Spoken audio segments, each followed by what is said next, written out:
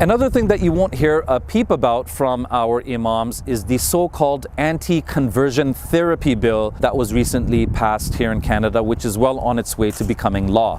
It was passed in the House of Commons with conservative blessings, mind you, so don't blame this simply on the Liberal Party. And it's passed 2 readings in the Senate.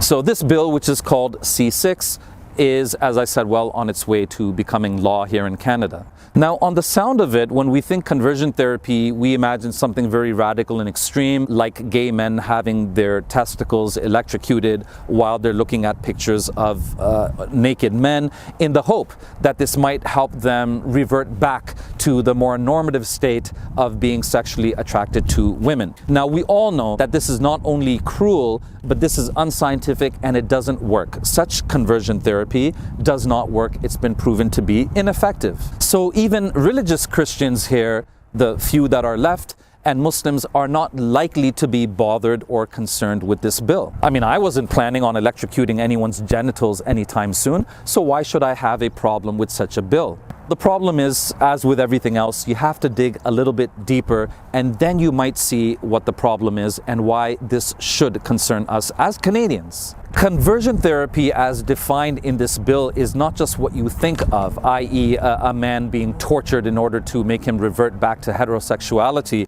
Rather, conversion therapy means a practice, treatment, or service designed to change a person's sexual orientation to heterosexual, to change a person's gender identity or gender expression to cisgender, or to repress or reduce non-heterosexual attraction or sexual behavior or non-cisgender gender expression. I'm grateful to my friend Pastor Greg Armstrong, who first brought this issue to my attention, who cared enough about it. His concern for all Canadian children made him sit down with me, discuss this issue with me, and really bring its importance to my attention. As Greg said to me, he said, Sadat, that's what they want you to think when they hear conversion therapy. They want you to have that image of a man being electrocuted in his genitals so that people who don't dig deeper into this bill will not be bothered by it. You know, the name sounds like something that we should agree with, an anti-conversion therapy bill. But this is simply a disguise for something much, much more. The meaning of conversion therapy in this bill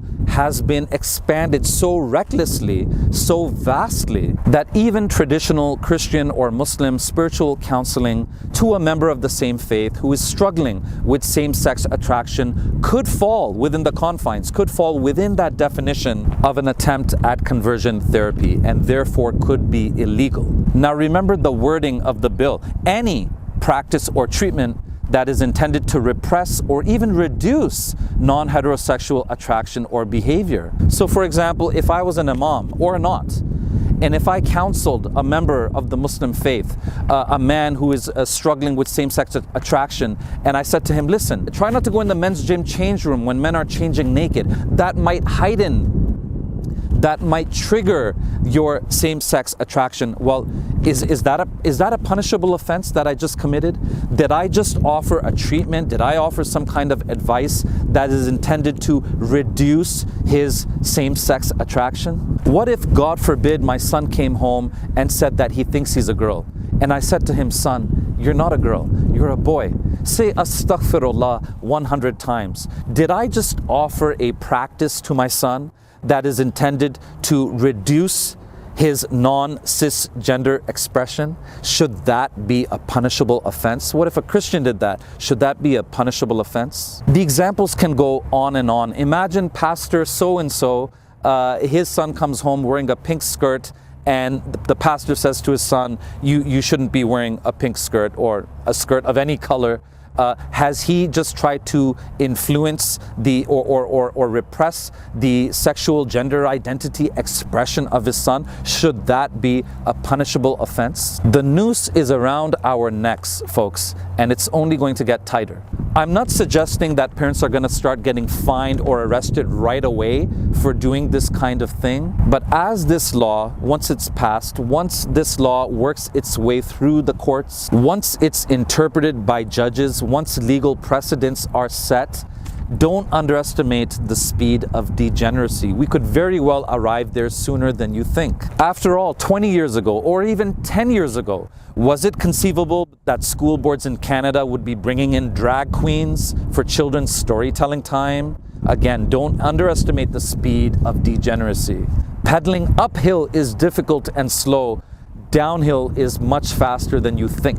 So as you can see, it's not simply a level playing field. It's not a neutral playing field. It's not just live and let live. Liberal governments, and I mean liberal with a small L here, they aggressively promote their values and their beliefs, while in many ways tying our hands to be able to counter-proselytize. I'm not complaining so much about this reality as I'm simply pointing this reality out. We have to have our eyes wide open and we have to be aware of the reality that we live in. Liberal, secular, feminist values are very loving and inclusive and tolerant until they're not, until they come into political power, and then they will naturally do the very same thing that religions would do. Even when you mix liberal, non-religious beliefs and values with politics, you still end up getting some variation of a religious state, but without the label of religion. Illiberal and coercive means are often used to promote the government's liberal beliefs. We are expected to convert to the officially state-sanctioned belief and value system, or at the very least, publicly desist from criticizing that belief and value system. We should desist, in other words, from public apostasy, although private apostasy might be different. Complaining is not likely to change the status quo, but what concerned Muslims and Christians can do is to try their darndest to protect and insulate their children from this collective societal madness. And to, of course, pray to Almighty Allah for His constant help and protection. May Allah subhanahu wa ta'ala protect us all. May He protect our children from these well-coordinated attempts to take their innocence and their Islam away from them.